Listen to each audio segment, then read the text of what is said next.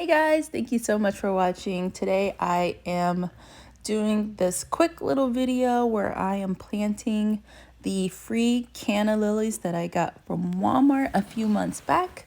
If you follow me, you saw that I started these indoors in pots and they've done wonderfully. They've been outside for probably 2 to 3 weeks now, so they're fully acclimated to the sun and ready to be planted in summer containers.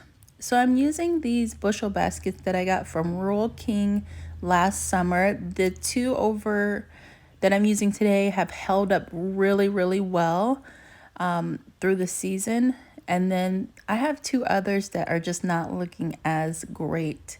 But I don't know if I'm going to replace those just yet. But these two are looking wonderful. So what I'm planting with the Canna Lilies are Coleus that I got from a sale locally. And I think if the Coleus do what I expect them to do, which is get big and bushy, these containers are going to look fabulous. I also planted nasturtium in to add a trailing effect over the bushel baskets, and I did this last year, and the nasturtium looked amazing coming over the sides of the bushel baskets. They were so beautiful. And then in this pot, I added a moonflower vine, which is a morning glory with a white bloom to go up that trellis. So hopefully this combination will look really great together. I'm hoping for that tropical feel.